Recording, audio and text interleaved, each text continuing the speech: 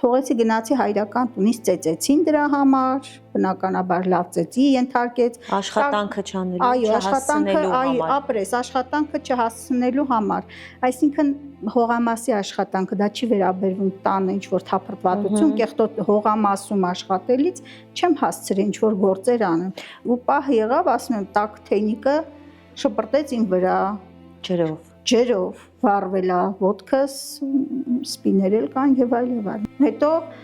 սկսվեց խանդի տեսարան, հարևանը դրսում, այսինքն նույն գյուղում ենք ապրում, բոլորը ճանաչում են բնականա, ելքում մուտք կա, թեկուզ մի պահ բարևում են, ասում են բարև Ազատի ջան, ասում են բարև ձեզ, ինքը խանդում է, ինչի դու ես մեկին ասեցիր բարև, ինչի ժամանակ կա, ենթադրենք բակը ավլելուց ին վրա ժամանակ էր դրված, ես 10 րոպեն պետք է հասցնեի հսկայական բակը ավլեի, գայտում, որ հանկարծ ինչ-որ մեկը ինձ բարև չտար, ինչ-որ մեկը ինձ չխոսացնեց, թե չէ ես հենց դուռը փակվավ եկաներս, ես արդեն տփոցը ծեծը ուտում էի։ Դու ինչ ես մարդու բարևը առար, մարդը անցնում է բարևատալ, դու պետք է բարև չառնես, դու պետք է